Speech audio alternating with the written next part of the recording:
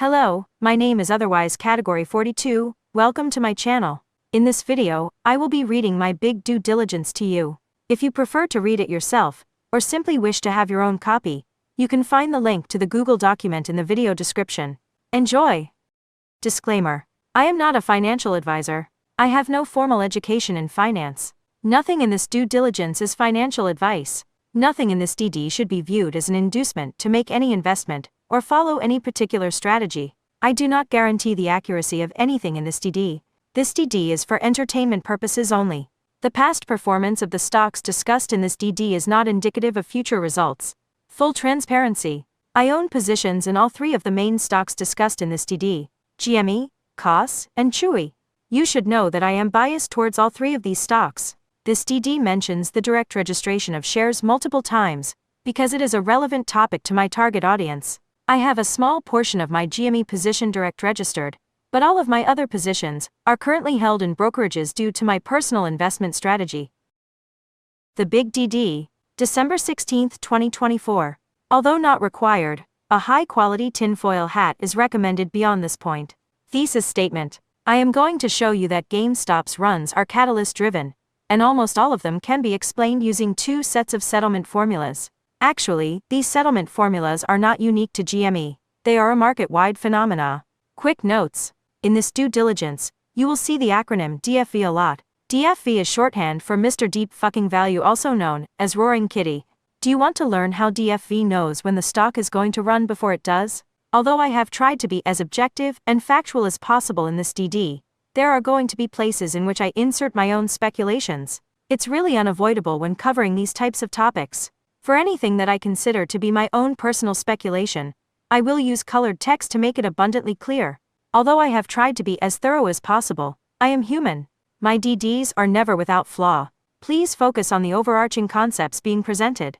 Table of contents. Settlement. This first section covers the basics of settlement theory, and shares an interesting finding about ETFs that I found in a no-action relief letter. Boofing. There is a delayed settlement mechanism affecting our stocks. I name this boofing and explain how it is responsible for the first set of settlement formulas shown above in the thesis statement. Rec 068. In this section we explore the topic of margin deficiencies and the FINRA Rec system. Rec 068 is responsible for the second set of settlement formulas. Running. It's finally time to start reverse engineering GME runs. We analyzed the sneeze and the other three biggest runs that occurred prior to 2024. DFV's return. This section gives an in-depth analysis of DFV's strategy during May and June of 2024. This section also solves the famous emoji timeline and reveals the mysterious July 3, 2024 KOASS run. More running? A quick analysis of two more runs. Bonus objective: KOASS. Most of this DD is about GME. Let's give KOASS the limelight for a minute. Would you agree that GME and KOASS are twin idiosyncratic risks? Requel. This section explains why I have decided to share all of this information now, and provides guidance for using these concepts to predict the future. Closing thoughts. Just some ramblings about MOASS, and special messages for Roaring Kitty and Ryan Cohen. The end. If you manage to make it all the way to the end, I will reward you with a certificate. There is also a crossword puzzle inspired by the topics covered within this DD. Settlement. The basics. I'm sure there is a wide range of experience levels reading this, so let's quickly cover some basics to ensure we are all on the same page. Whenever a stock is bought or sold, a trade occurs. The date the trade occurs is known as the trade date. After a trade occurs, the market maker is allocated a certain number of days to settle the trade. The date in which the market maker settles the trade is known as the settlement date. Sometimes, the settlement date is when we see the trade actually affect the price of the underlying stock. A trading day is any day in which the stock market is open for trading. A calendar day is any day of the year, literally just any day. Naming conventions. It'll be important to understand the proper settlement notations, so that we can write settlement formulas. T means trade date. S means settlement date. T plus 2. Trade date plus 2 trading days. A number always represents trading days unless otherwise noted. T plus 35C. Trade date plus 35 calendar days. The C after the number represents calendar days. S plus 35C settlement date plus 35 calendar days. I am also creating a few of my own settlement notations that I will be using throughout this DD. T1 T2 S1 S final. A combination settlement formula can contain multiple intermediate trade or settlement dates. I will use subscripts to denote this. For the examples listed here, T1 means the first trade date within the settlement formula, and T2 means the second. S1 would be the first intermediate settlement date, and S final would be the final settlement date. You'll see what I mean. TM.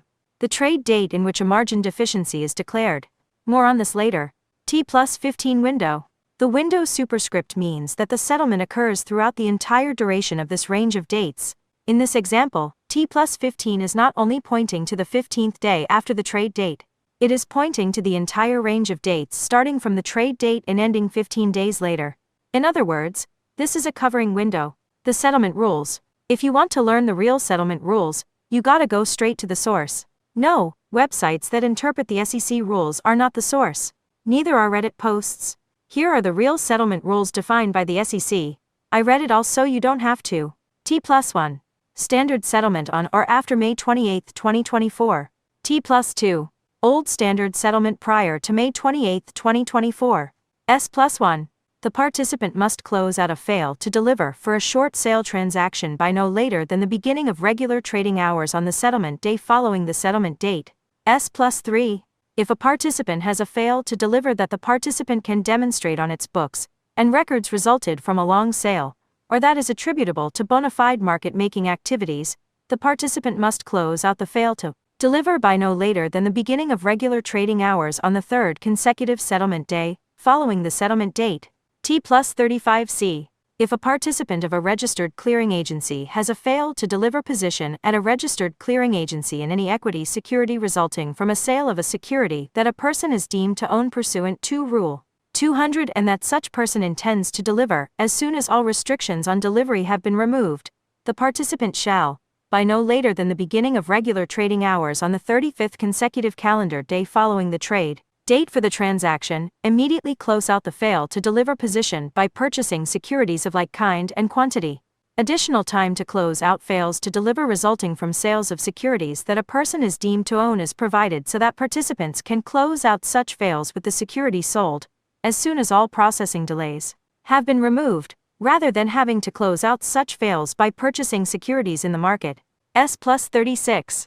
If a participant of a registered clearing agency has a fail to deliver position at a registered clearing agency in an equity security sold pursuant to Rule 144 for 35 consecutive settlement days after the settlement date for a sale in that equity security, the participant shall, by no later than the beginning of regular trading hours on the 36th consecutive settlement day following the settlement date, for the transaction immediately close out the fail to deliver position by purchasing securities of like kind and quantity. Other than some very specific cases, all other T+ settlement rules you see thrown around on Reddit are bullshit. Specifically, T+35 trading day settlement is bullshit. The only real settlement rule similar to T+35 is S+36 shown above. However, S+36 does not apply to GME, KOASS, or Chewy, because they are not Rule 144 securities.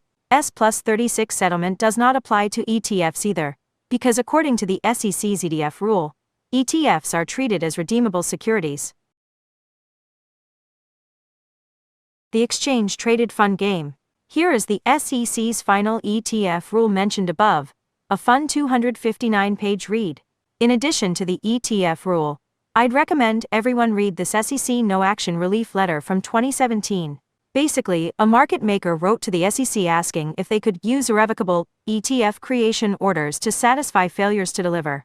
In the letter, the market maker details the ETF creation approach that they would use to do so, and why they felt it adheres to the SEC's rules. The SEC's response was basically, as long as you use the described approach, yeah, go ahead. FINRA holiday extensions. On the trading days surrounding a stock market holiday, FINRA has holiday extensions which can allocate extra days to the settlement of trades. This is not something that happens automatically. The market maker has to choose to use the holiday extension. If they do choose to use it, they would submit a filing to the FINRA Rex system. We will go in depth into the FINRA Rex system later. FINRA has web pages dedicated to these holiday extensions. Here's an example. In this example, January 1, 2021 was a stock market holiday. The 4 trading days surrounding the holiday as shown in the trade date column of the table were eligible for a holiday extension. Let's look at the first one. Any trades that occurred on December 28 would have a standard settlement date of December 30. If the holiday extension was used, Then the settlement could be pushed until the date in the regulation T extension due date column, that's January 4th in this example. Here's the web pages for the holiday extensions for each year.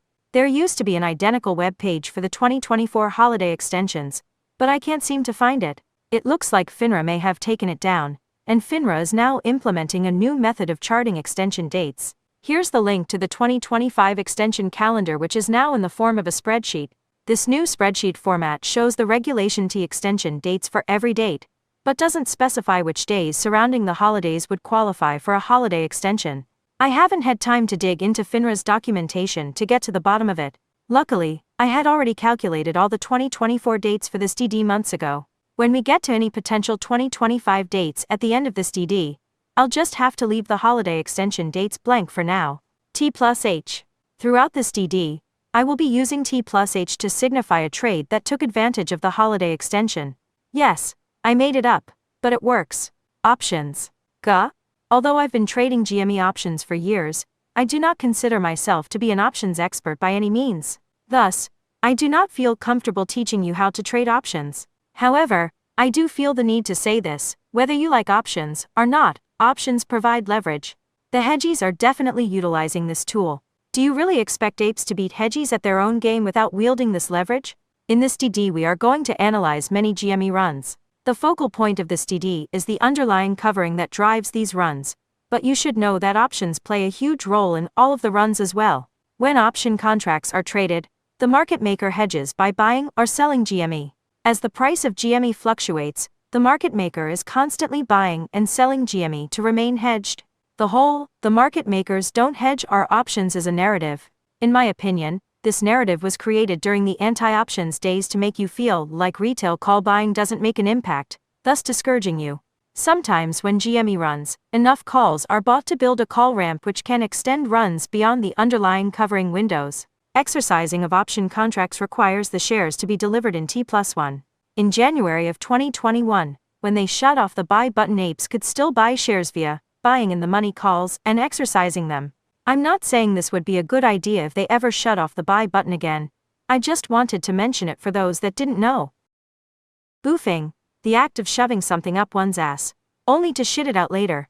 According to Urban Dictionary, boofing is a slang term that can have a few different meanings. All of the meanings involve sticking something up one's ass. An ape specialty, looking at you Rick of Spades. For the purposes of this DD, I'm going to use my own definition for the term as shown above.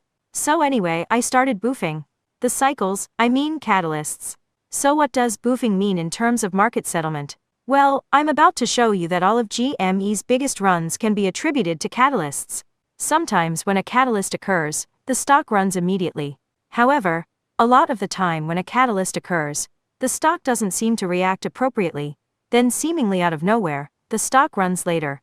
I've discovered that the markets have been using some kind of mechanism to absorb some of our buy pressure, but due to the SEC settlement rules, the buy pressure can only be absorbed for so long. When the final settlement date comes, the buy pressure must be settled, and the result is a run on the stock. That's right, the markets have been boofing our GME buy pressure and shitting it back out for years. Disgusting. This delayed settlement phenomenon has confused retail traders for years, resulting in an abundance of theories about the cycles. I cannot 100%, without a doubt, disprove every single cycle theory that's ever been posted about GME. However, I can say without a doubt that the main driver of GME's biggest runs were catalysts, and that I believe most of the cycle theories are incorrect. The boofing formula. After I took the time to learn the real settlement rules, I made a big ol' spreadsheet to try and reverse engineer all of GME's runs. In this spreadsheet, I tried every logical combination of settlement rules that I could come up with to see what lined up the best. As it turns out, there are a handful of settlement formulas that line up with a lot of the runs. After much trial and error, I finally found one that lines up best of all, and when you think about it, it kinda makes sense. Final settlement equals standard settlement plus 35 calendar days plus standard settlement. Since we are going to start with GME's runs that occurred prior to the T+1 change, it would be written as S final equals T+2 plus 35C plus 2. After reading the SEC's ETF rule and no action letter, I have some speculation as to why this is the formula. I believe the market makers may be using the ETF creation approach, defined in the no-action letter discussed above, to effectively delay the settlement of buy pressure coming into the stock following a catalyst. In the no-action letter, the SEC gave the market makers permission to use this approach for FTDs. I want to be extremely clear. I do not believe FTDs are driving GME's runs, they are merely side effects. I speculate that the market makers may have taken it upon themselves to use a similar approach to the ETF creation approach for buy pressure.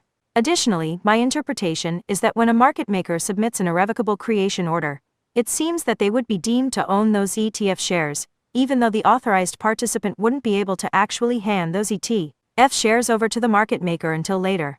My suspicion is that this would qualify those ETF shares for the T+35C settlement rule. If my speculation is correct, here is how the Boofing formula should be written. Trade 1. Someone buys GME. Trade 2.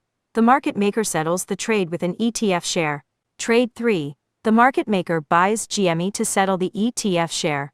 As shown above, since the first and third trades in the formula are simply standard settlement, they can be affected by FINRA holiday extensions. Wait, what's the -1? As I was reverse engineering these runs, I noticed that most of the runs seem to start one day early. After further analysis, the day seemed to be coming from the T+35C portion of the formula. In other words, they sometimes settle the second phase of the formula on the 34th calendar day. I can't say for sure why they would do this, but if you look back at the T+35C rule, you'll notice that it requires settlement by market open on the 35th day. My best guess is why worry about settling it all in the pre-market, when you could simply start it the day before? You may be tempted to write this part as T2+34C, but that technically wouldn't be correct.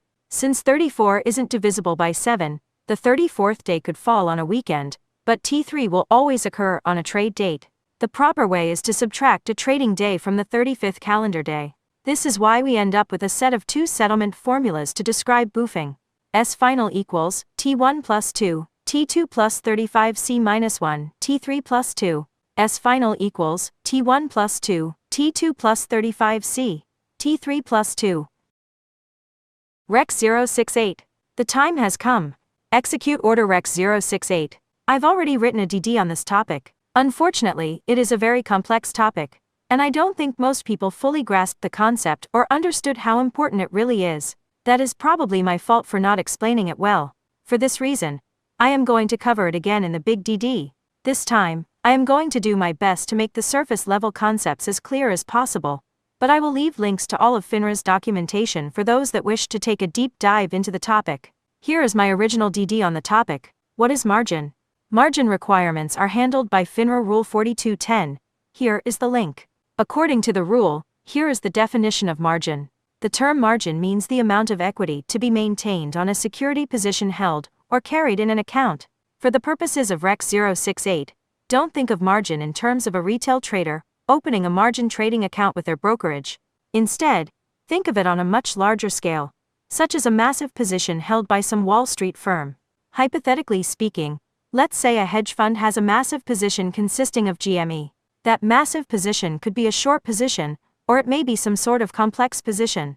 Well, that massive GME position could have a counterparty to the trade. The counterparty would require the hedge fund to hold collateral against the trade. The collateral serves as a form of risk mitigation in case the position goes south. In this example, the collateral is what we call margin. According to Rule 4210, margin can take the form of cash and/or securities. Here's an example of where they mention this. Yes, shares of GME are securities. What is a margin deficiency? The rule defines many different types of margin.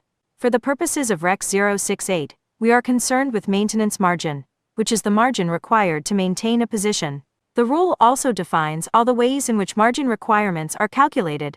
In most cases, there are hard and fast rules that are used to calculate margin. However, if you really start digging, you'll find that in some cases the FINRA rules also allow the parties involved in a trade to handle the margin requirements themselves. If you'll allow me to put my speculation hat back on, I think this may be what we are seeing on GME. Basically, the party or counterparty to the trade has to carry out risk assessments on the position, and if the risk assessment deems more margin to be necessary, then a margin deficiency occurs. Let's go back to our hypothetical scenario in which a hedge fund holds a massive, complex GME short position. If a catalyst were to occur on GME, Then the counterparty may decide that the risk profile on the position has risen significantly enough to require more margin to maintain said position. Thus, the result is a margin deficiency. FINRA Rule 4210, F6, states that margin deficiencies must be covered within 15 business days from the date the deficiency occurred. Business days are equivalent to trading days. This is where the first Rec 068 formula is derived. Technically, this is the formula for a margin deficiency without the use of Rec 068, but I'll explain later. S final equals TM plus 15 window. I remember reading this in the rules, but I can't find where it was, so I'll mark it with colored text just to be safe. The rules specify that margin deficiencies are declared on trading days, usually within standard operating hours. This means that if a catalyst happens on a weekend, holiday, or late at night, it seems as though the margin deficiency wouldn't be declared until the following trading day. What is the FINRA Regulatory Extension or REX system? Basically, it's a FINRA computer batch filing system that allows firms to request extensions of time for a variety of reasons. Extension of time means the firm is asking FINRA to allow extra time beyond the standard settlement rules for the settlement of trades that meet certain criteria. We've already discussed an example of this in this DD. The FINRA holiday extensions are filed through the REX system. Here is FINRA's website where you can learn all about how the REX system works. Below is FINRA's summary of the REX system from the link above. As you can see, one of the main functions of the REX system is to handle extensions of time requests for satisfying margin deficiencies. Firms are also required to file with FINRA their request for extensions of time to satisfy margin deficiencies pursuant to FINRA Rule 4210. FINRA has implemented an automated system for the receipt and processing of such extensions of time requests. The REX system. The FINRA REX system has reason codes for all of the different situations that allow for extensions of time. A reason code is a 3-digit identifier corresponding to the type of extension that is being requested. You can find all of the reason codes here. Here is the one that is important to us, the key to everything, REX code 068. As you can see, REX code 068 references FINRA Rule 4210, F6, that's the rule we just talked about above. Pasting it again. The part that says, unless FINRA has specifically granted the member additional time is referring to the REX 068 extension, which gives them an additional 14 calendar days to cover the margin deficiency. Thus we get our REX 068 formula. S final equals TM plus 15, S1 plus 14C window. Another point I wish to make about margin deficiencies. They can occur on basket positions. In fact, the very first thing on the FINRA Rule 4210 webpage is the definition of a basket of stocks. And the final point about margin deficiencies, if the margin is not obtained, the counterparty to the trade has the right to force close the position. REX system transparency. After I posted the original REX 068 DD, many people reached out to me asking if there was any way to get our hands on the REX system data, so I looked into it. If you're curious to see what they look like, here's the link to the REX system batch filing formats. Within that spreadsheet, I believe the tab that applies here is REGT, filing include. And as you can see, it holds all the data we could ever dream of. The problem is getting the data. It seems that the only way to get access to the system is if you work in the industry. Also, non-public FINRA data looks to be exempt from the Freedom of Information Act. So yeah, I don't think we can FOIA for the REX data. Why am I not surprised? Intermission. Between Boofing and REX 068, that was a lot of technical information. Not easy on the ape brain. If you need to, take a quick break to let it all sink in. Here's a quick summary that I hope helps. Boofing is a mechanism in which market makers delay the settlement of buy pressure coming into the stock. REX 068 is an extension window allowed by FINRA for covering margin deficiencies. Both Boofing and REX 068 happen in response to catalysts.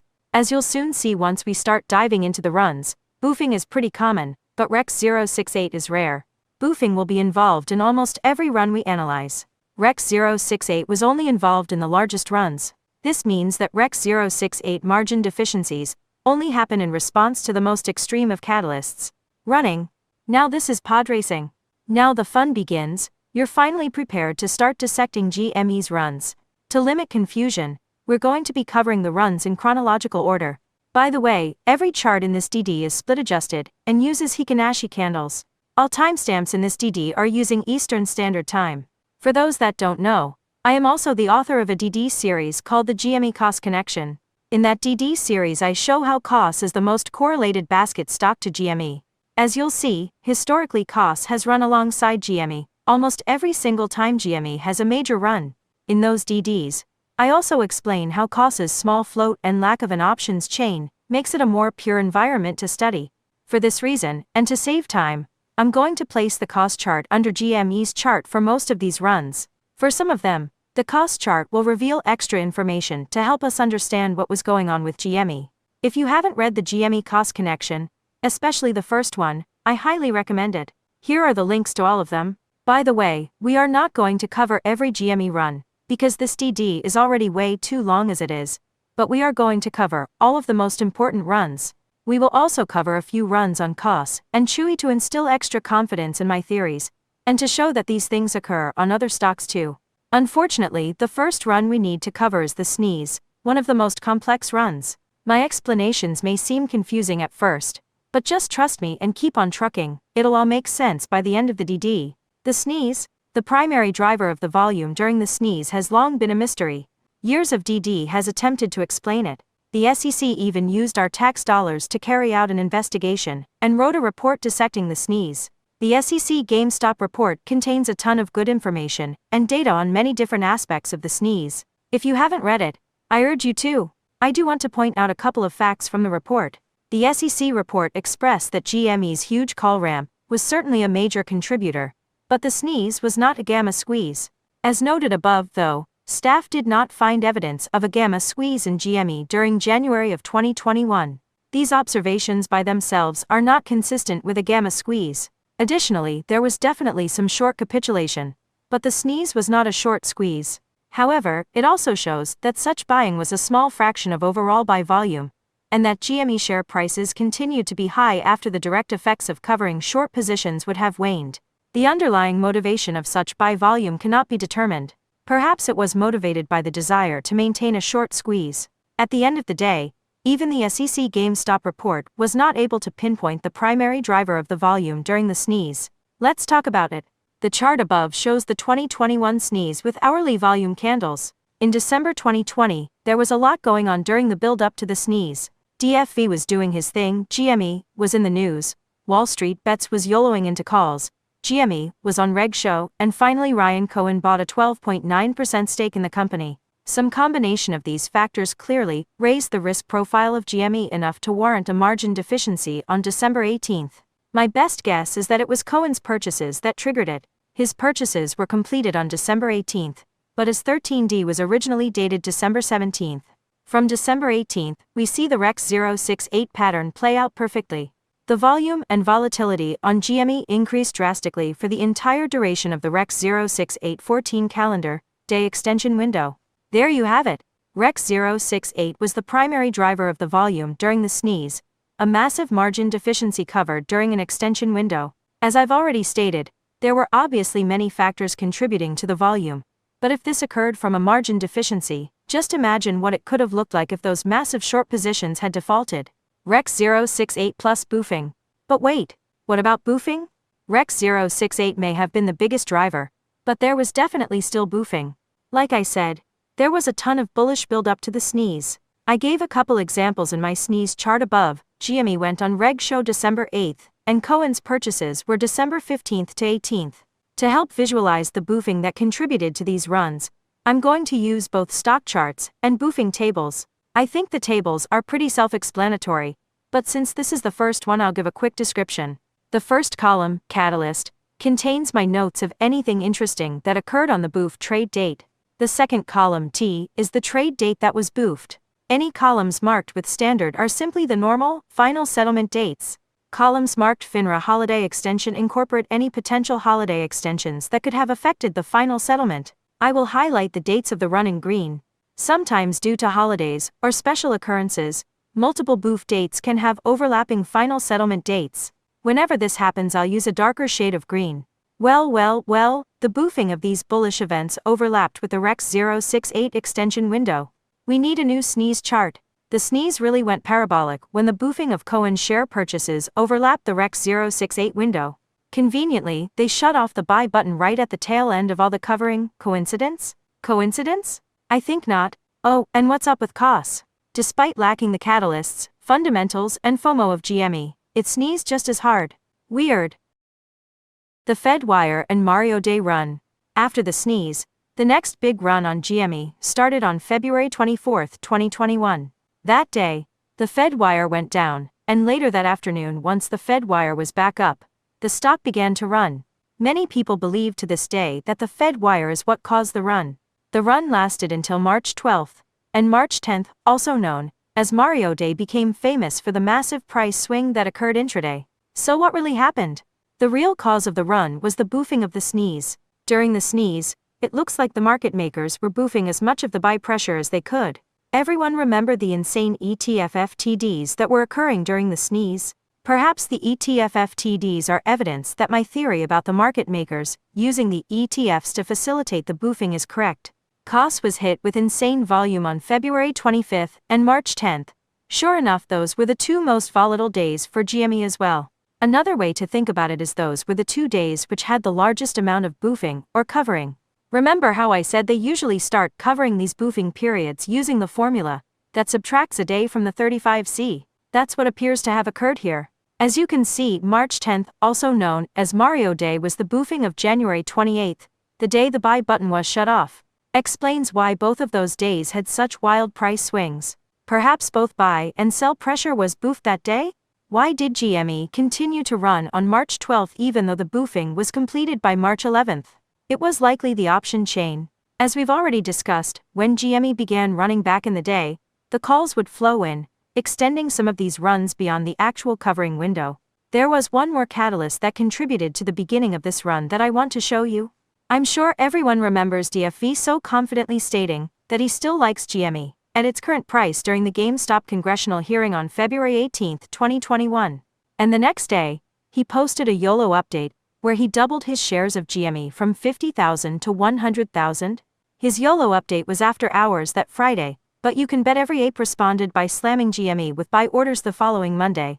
Well, all that buy pressure's standard T+2 settlement just so happened to line up perfectly with the first day of the boofed run. Brilliant, so there you have it. The February 2021 run was not due to the Fedwire going down after all, it was due to delayed settlement of some of the buy pressure from the sneeze, combined with some FOMO from DFV's epic double down following the congressional hearing. Before we move on, here's the hourly chart of that GME run with Ryan Cohen's tweets during this time. Recently, I've seen a lot of people questioning whether or not Ryan Cohen really understands what's occurring on the stock during these big runs. I'd say he does. Back in 2021, he perfectly marked the beginning of this run for us with his frog and ice cream tweet. After the run had flattened out, he tweeted a screenshot of the Pets.com commercial where the dog puppet says, "I like your shorts, buddy."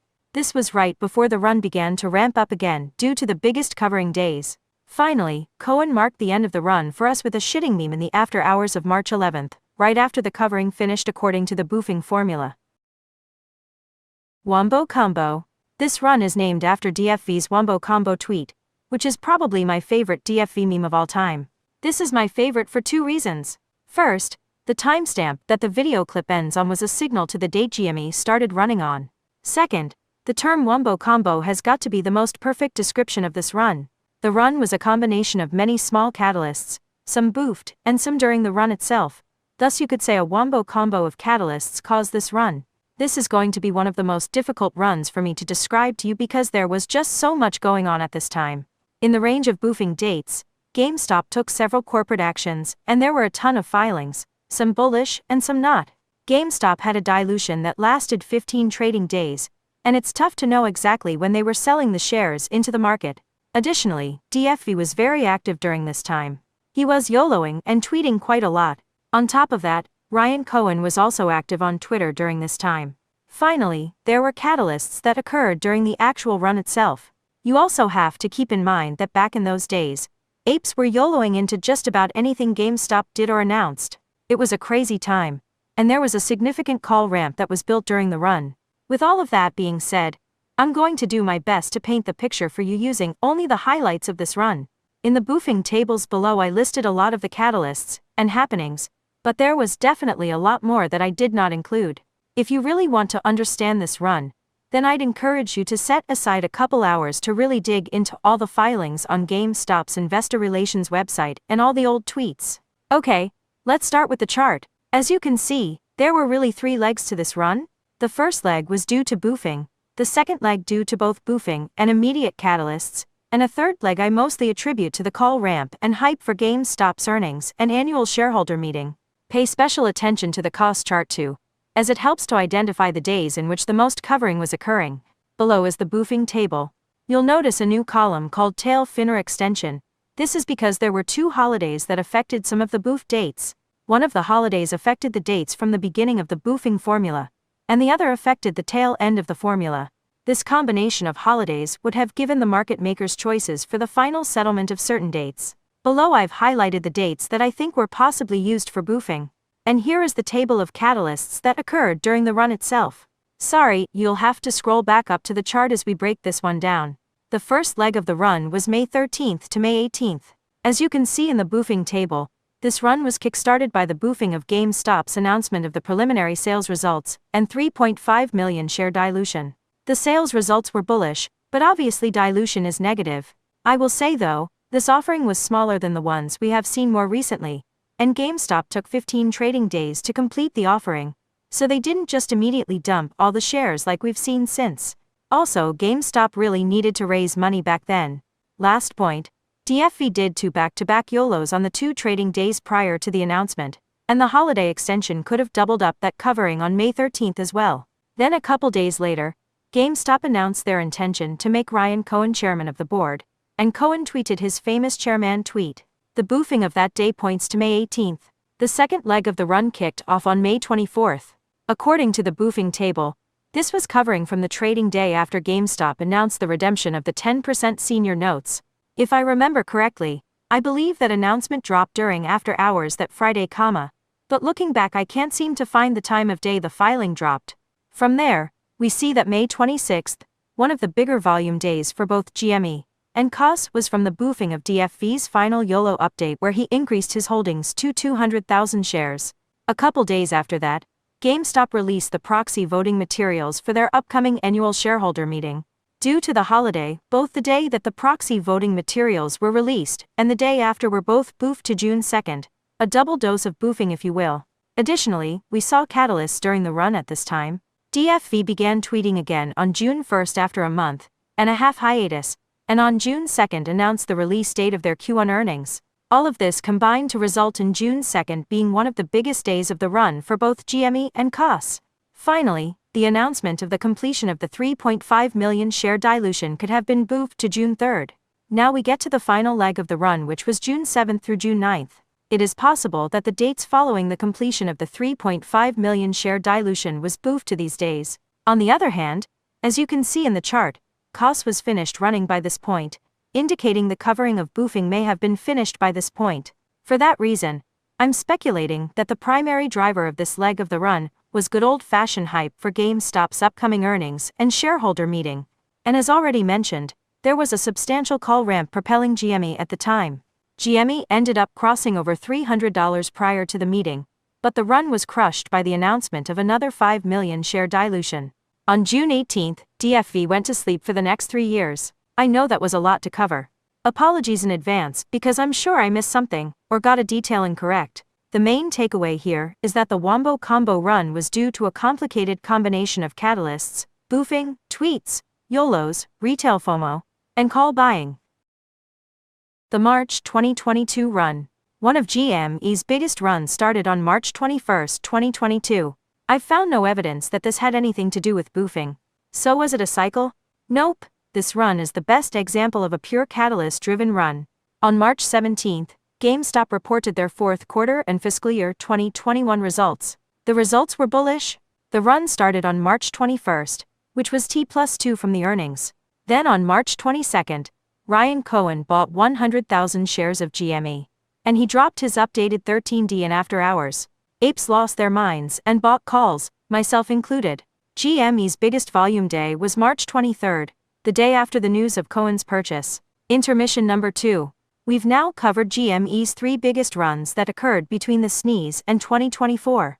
There were obviously many other runs, especially if you include small runs. I think you get the point, so I won't bore you with dissecting every single one, but I will say that I've been able to attribute most of them to catalysts, or the boofing of catalysts. Again, I cannot say with 100% certainty that there is nothing cyclical or swap-based affecting GME. In fact, I hope there is. But I will say that GME's runs have always been primarily catalyst-driven. You're about 2/3 of the way through this DD. Take a minute to stretch, and when you're ready, strap that tinfoil back onto your head and proceed. We're jumping ahead to 2024. DFV's return. It is now time to dive into what I like to call DFV's return, which comprises GME's two big runs in 2024, and a bonus run on KOASS. Run Lola Run. The first part of DFV's return was set up by a classic Boofing. In the after hours of March 26, 2024, GameStop released their 2023 Q4 earnings. Impressively, GameStop had reported a profit for the year of 2023. Despite this extremely bullish news, the stock didn't seem to react accordingly. Why? Because it was boofed. The 5 days of red following GameStop's bullish earnings were boofed until May. Interestingly, April 3rd was the holiday extension date from the day after earnings, so they basically just boofed from earnings until then. DFV must have seen this, and he chose to return with a couple days remaining in the run. The FOMO into the stock from his return combined with the boofing helped propel the stock to $80 at the peak. Although DFV's return into GME had nothing to do with KOASS, it ran hard on May 13th and 14th too. In fact, it traded 20 million volume each of those days, meaning it traded its free float 8 times over in 2 days. For what? Just because GME ran? DFV's return. Rec 068. The second part of DFV's return is a bit more complex. First, GameStop diluted the stock with a 45 million share at the market offering. Next, DFV ended up buying 120,000 calls and 5,000 block orders, more on that later. On Sunday, June 2nd, DFV posted a YOLO, and the world was amazed that he had over $200 million in his account, and almost all of it was in GME. On June 6th, DFV scheduled a live stream for the following day. On June 7th, we all woke up to the news that GameStop was issuing another dilution, 75 million shares this time. The dilution killed the run, but DFV still went live and put on a show for the world. He also diamond-handed his shares and calls through the entire duration of the dilution for us. Here is the hourly chart of the run. So what was going on behind the scenes? And what was DFV really planning? Well, it's pretty obvious that DFV's presence and GME's spike to $80 triggered a margin deficiency. And just like the sneeze, the shorts must have filed for a Rec 068 extension to fulfill the margin. As you can see, the Rec 068 pattern played out perfectly, as the volume of the stock was elevated for the entire duration of the 14 calendar day extension window. GME reversed on June 5th, the first day of the Rec's window, and by June 6th the stock was going parabolic. DFV had brilliantly scheduled his live stream a couple days into the Rec 068 window. Sadly, we'll never know if he was planning to shake his 8-ball and exercise his 120,000 calls on stream that day. If you want proof that there are still massive, hidden short positions out there on GME, here it is. If a margin deficiency produced this much volume, imagine if those positions were to ever default and be force liquidated. KOASS's turn. Now we need to talk about KOASS's massive July 3rd run. Studying this run led me to a pretty big revelation. Here's a rundown of what happened. I posted the GME KOASS connection on July 2nd, 2024 around market close. The post immediately blew up on Super Stonk. KOASS ran 32% in after hours on 178K volume. The next day, July 3rd, was a short trading day due to the holiday. Despite this, KOASS ran and ended the day up 144% with 70 million volume. The intraday move at the peak was 330%. Keep in mind, KOASS only had a 5.26 million share free float at the time, meaning the free float traded 13 times over during that short trading day. Mighty D was featured in news articles from Reuters, Benzinga, and TradingView. On July 5th, KOASS retouched the high on 57 million volume. Again, it traded its free float 10 times over in a single trading day. KOASS ended up on Reg Show from July 11th to July 19th. For months I was racking my brain trying to figure out what happened. Many people thought that the popularity of my Reddit post caused the run. They claimed that my post brought retail FOMO into KOASS, which triggered a risk-off of short positions. Others claimed that some kind of algos picked up my post. On the other hand, a lot of people felt that there was no way a Reddit post could cause a stock to trade its free float 13 times over in a single trading day. Once I figured out the boofing formula, I finally found the truth. The truth is, KOASS was already primed to run on July 3rd. I simply got extremely lucky with the timing of my post. So what really caused the run? Before we get into the Boofing table, you need to understand the market's transition from T+2 standard settlement to T+1 standard settlement on May 28, 2024. This means that we need to adjust our Boofing formulas for all trades occurring after that date. S final equals T1 plus 1, T2 plus 35C minus 1, T3 plus 1. S final equals T1 plus 1, T2 plus 35C, T3 plus 1. Side note, you might be tempted to try and cancel out the -1 and T3 plus 1 in the formula, but remember that T3 plus 1 can be affected by FINRA holiday extensions, so the final current formula is as shown above. Let's take a look at the Boofing table from the time period that DFV was building his 120,000 call position on GME. The calls that he was buying were as shown. I've put the volume and OI of this contract for each day below. In particular, I bolded May 22nd, because that was the day that the most calls were bought. I added 2 new double FINRA extension columns, because there were holidays at both the beginning and end of this Boofing period, Memorial Day and July 4th. People like to claim that the market makers did not hedge DFV's 120,000 calls. Not true. It looks like they did in fact hedge his calls, they just boofed it. Here's an up-close 30-minute chart of the KOASS run for easier visualization. The combination of the Memorial Day holiday and the transition to T+1 presented a very unique opportunity. I know the Boofing table above isn't easy to read, but the main takeaway is that a very wide range of dates would all have overlapping final settlements of boofed.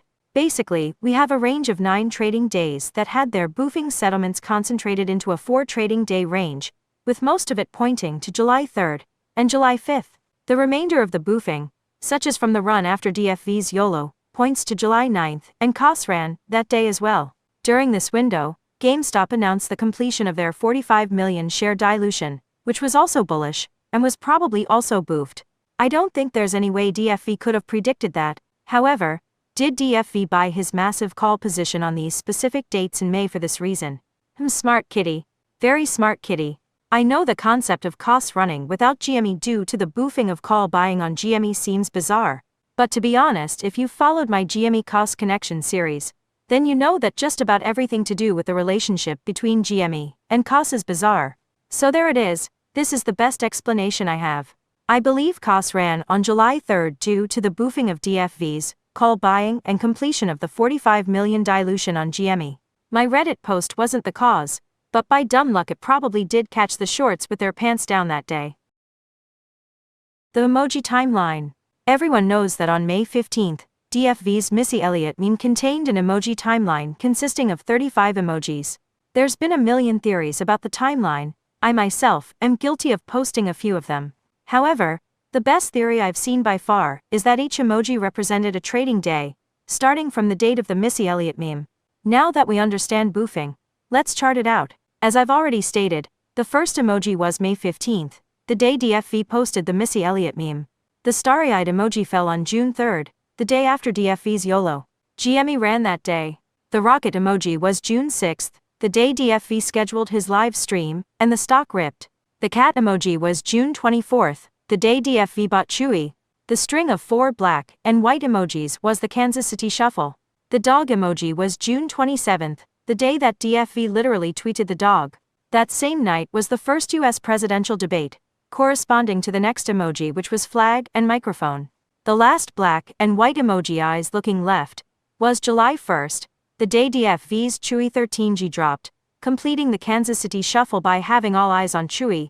Remember DFV's Jason Bourne meme? DFV literally told us that he couldn't run with us. Then he pulled into a parking garage labeled Exit Strategy, then got out of the car and put on a Chewy blue hat. The explosion emoji was July 3rd, the day KOASS ripped. Side note, speaking of the explosion emoji, there are actually 2 of them in the timeline. The first one was on June 10th, the trading day following DFV's live stream. If there had been no dilution, many speculated he was planning to exercise his 120,000 calls on stream. If he had done that, call exercising settles in T+1. So that was likely the intention of the first explosion emoji. The cheers emoji was July 5th, the second day KOASS ripped. With everything we know now, it should be abundantly clear to you that the emoji timeline ended on July 5, 2024. DFV returned during the earnings boof for May 13th. His presence combined with the stock hitting $80 triggered a Rec 06 0.8 margin deficiency that day. He YOLO'd into GME and bought 120,000 calls on specific dates to take advantage of the Memorial Day holiday and T+1 change. He probably expected that they would boof it. He scheduled a live stream during the Rex 068 window. He gave us an emoji timeline telling us exactly when MOASS would occur. DFV literally set everything up for us. At the last minute, he was always planning to dip out to Chewy and let us MOASS without him. Good guy DFV. Unfortunately, GameStop's massive dilutions got in the way.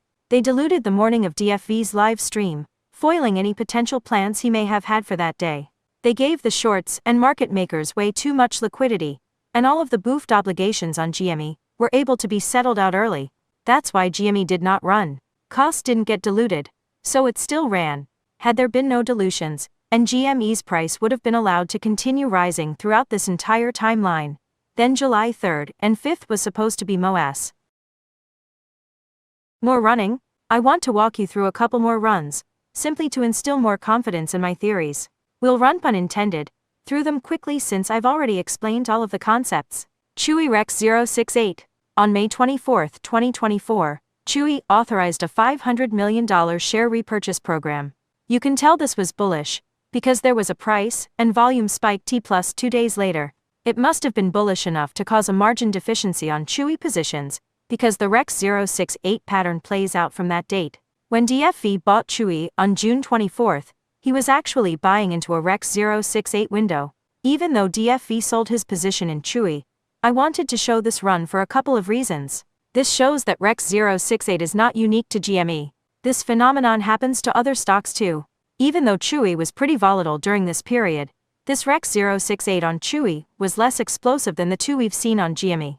Although it should be obvious, this shows that margin deficiencies can vary in severity. Ryan Cohen's YOLO. The evening of Friday, October 25th, Ryan Cohen tweeted YOLO, but then he quickly deleted it. The following Monday GME started running and continued to run for 3 straight days. How did he know? On Friday, September 20th, GME randomly had a huge 60 million volume day, with a 24 million closing candle. The consensus was that it was due to ETF rebalancing. Here's the 5-minute chart from that day. The following Monday, September 23rd, GameStop announced completion of their 20 million share at the market offering in after hours. Boofing table time. I'm sure some of you are going to ask why GME continued to trend upwards after this short run. To be honest, it's probably a combination of several factors. Around this time, we started to learn that many institutions had increased their holdings of GME. And then Nat Turner was added to the GameStop board of directors. I've now shown you an example of Ryan Cohen clearly understanding this delayed settlement phenomenon back in February of 2021, as well as this very recent example here. As I said before, Ryan Cohen knows all about boofing. Bonus objective. KOASS. KOASS, MOASS, but for KOASS. I know some apes only want to talk about GameStop, but this topic is long overdue, and this is the big DD after all. I'm giving you the secrets to GME, so you can at least humor me. And let me talk about KOASS for a minute. Don't worry, this is only a bonus objective, but it is important. Lock the float. DD of old stated that if apes were to lock the float of GME it would cause MOASS. This old DD stated that as progress was made towards locking the float, the stock would become illiquid, trapping the shorts. According to the theory, every time GME would run, the floor would rise, because no one would sell, and there would be no liquidity to short the price back down. Eventually, once the float was fully locked, the concept of the infinity pool would allow apes to completely dictate the price. For over 3 years, the ape community fully committed to this concept of locking the GME float. During this time, apes managed to collectively direct register 75 million shares of GME. This represented billions of dollars of GME directly registered in apes' names. Over time, GME did become more and more illiquid, just like the DD of old states, but unfortunately, that did not result in a rising floor when GME would run. There are likely several reasons for this, but in my opinion, the main reason is GME's option chain. When GME starts to run, people buy calls, and the market makers hedge those calls. Once the run starts to die, the calls sell off, puts roll in, and again the market makers continue to hedge. Long story short, after 3 years, apes were not able to fully DRS the float. In 2024, GameStop diluted the stock with a total of 140 million new shares. That's nearly double the peak DRS count. There are still numerous reasons for apes to want to DRS their GME shares, But unfortunately, the dream of directly registering the entire GME float is dead, at least in the short term. It sucks, but it's basic math. Twin idiosyncratic risk. All of the charts in this DD have showcased how KOASS runs alongside GME. And I've already mentioned that KOASS is generally illiquid and has no option chain, and thus cannot be manipulated by options. Let me show you a zoomed out chart of KOASS this year. See that? Ever since DFV returned in May, KOASS's floor is rising with each major run. No dilution or balance sheet needed. KOASS sure seems to be checking a lot of boxes from those DDs of old. I do not give financial advice, but I can offer you some fun facts. What you decide to do with these fun facts is entirely up to you. Fun facts. Despite lacking the fundamentals, catalysts, and FOMO of GME, KOASS sneezed alongside GME in January 2021. KOASS was one of the stocks that was marked position close only along with GME when they shut off the buy button. In addition to the big runs, KOASS also commonly has intraday reactions to happenings related to GME, such as a DFV tweet. According to Yahoo Finance, KOASS currently has a free float of 5.37 million shares, and it has been trading in the $7 range for quite a while now. That means the current value of the entire float is roughly $38 million. KOASS can be directly registered. KOASS is my twin idiosyncratic risk. Your insight serves you well. Alright, back to the main objective. Requel. Time. On December 5th, DFV emerged from his silence with a Time magazine meme.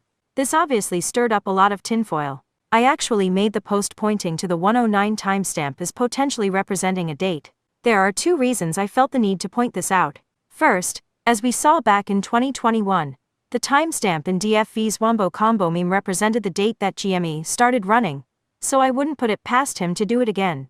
As for the second reason, GME was immediately hit with FOMO when DFV posted this time meme. Do you think they boofed it? So did they boof it? Honestly, I really don't know. Predicting the future is much more difficult than reverse engineering the past. I am mainly showing you this for the purposes of teaching you how to use these formulas to make predictions. This is how I like to go about it. I chart it out, and always view it as a potential, not a guarantee. If they did boof, December 5th, then the boofing formula points to it coming due around January 10th, strangely close to that 109 timestamp from DFV's meme. I'll be keeping my eye on this January 9th to January 13th range. Q3 earnings. In the after hours of December 10th, GameStop released their Q3 earnings. GameStop made a profit for the quarter, but the most bullish part to me was the sentence highlighted below. The company does not anticipate any further at-the-market offerings involving the offer and sale of its common stock during the current fiscal year. For those that don't know, GameStop's fiscal year ends January 31st. I know what some of you are going to say. It only says they don't anticipate another dilution.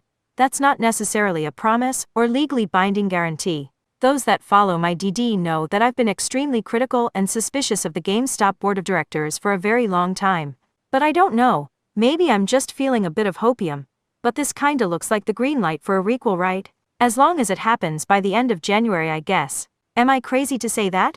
Regardless, whenever GME starts popping off, I'll definitely be waking up extra early to check the pre-market news every day just in case. Anyways, GameStop once again got hit with buy pressure immediately following the earnings release. Do you think they boofed it? As I mentioned in the FINRA holiday extension section at the beginning of this DD, I don't know exactly which dates in 2025 qualify for holiday extensions due to FINRA's new extension calendar format. In past years, these dates would have qualified for extensions, but since I don't know for sure, I've just marked them as question marks for now. I'll say it again, this is for the purposes of teaching you how to apply these formulas. We do not know if they boofed the earnings, so this should be viewed as a potential, not a guarantee. What's DFV going to do? Based on my theories, here's exactly what I think DFV is going to do, and exactly how the Requel is going to go down. Redacted. Just kidding. Here's the thing, DFV is a self-proclaimed wild card. No matter how much I learn about his plays, he never ceases to amaze and surprise me. Although I have some hypothetical scenarios in my head for how the Requel could play out, I don't want to give any exact predictions for now. I'd rather keep this DD strictly educational, and I don't want to risk the off chance of accidentally spoiling any surprises DFV may have in store for us. Plus, I've already given you some potential boof dates to chew on. By the way, GameStop could give us a catalyst too, you know? It's about damn time after all. Here's my ideal scenario chart that I hope happens someday, custom drawn for you with virtual crayons. Whether it happens in January or the distant future, once DFV and GameStop make some moves worthy of a Requel, I will post a follow-up DD to this one, as it should be much easier to make an actual prediction chart with dates once something happens. Closing thoughts. MOASS. Hopefully by now you see that there is no need for magical cycles, super secret swaps, or an epic market crash for MOASS. Sure, some extra help would be great, but those are not necessities. The primary driver of GameStop's runs has always been catalysts. We have twice seen margin deficiencies be issued to the massive hidden short positions, but we have yet to see them close. I'm already anticipating that I'm going to get some angry DMs after posting this accusing me of broadcasting this knowledge to the bad guys. As I've shown in this DD, it appears as though both Ryan Cohen and DFV understand delayed settlement. If you think the hedge funds shorting all of our favorite stocks don't already understand everything in this DD, then you are naive. The reality is that the only person in this play that doesn't understand is you, the retail investor. I owe an answer as to why I am posting this now. It is because I suspect the next shot at MOASS may be on the horizon. To be honest, I don't know how many shots apes are going to get. Even though I'm sure this DD is flawed, I could have hoarded some of this information to myself for the purposes of trading off of it. I could have monetized all my accounts and started predicting runs in a trust me bro fashion to maximize off the engagement. Nah. I did what I felt was the right thing to do, which was to write this DD. I hope this helps next time there is a shot at MOASS. I hope this makes it harder for GameStop to justify more dilution next time a squeeze is staring us in the face. I hope this makes Kenny pay one of his interns a couple days worth of salary to dissect the dumb memes in this DD. I hope this helps to level the playing field between apes and Wall Street, even if it is just a tiny step in that direction. If you were to ask me what retail investors can do to trigger MOASS next time GME reaches dangerously heightened prices, I would tell you that I do not give financial advice. However, I can point you to a quote from someone else. In 2021, Thomas Petterfy went on TV and gave the statement shown below. Yes, this is the actual quote as he said it, not typos. So, what I would like to point out here, that we have come dangerously close to the collapse of the entire system, and the public seems to be completely unaware of that, including Congress and the regulators.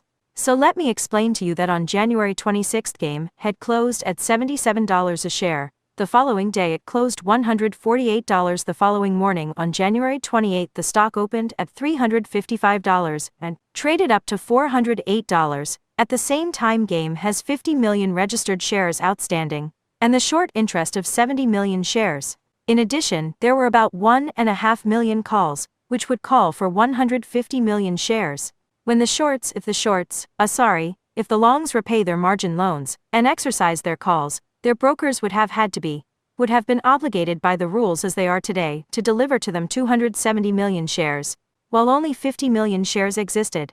So when the shorts cannot deliver the shares, the broker representing the longs must, by the rules of the system, go into the market and buy the shares at any price, pushing the price into the thousands. So as the price goes higher, the shorts default on the brokers now must cover themselves, that puts the price further up.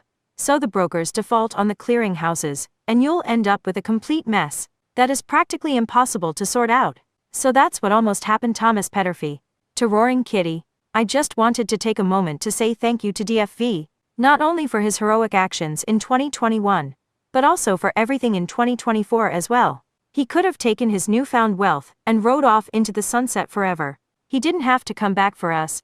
He didn't have to spend an abundance of his time making 110 memes for us. And he damn sure didn't have to hold 120,000 calls through the 75 million share dilution. He did anyways. DFV is the perfect example of doing the right thing as I was speaking to earlier. DFV definitely doesn't do the easy thing.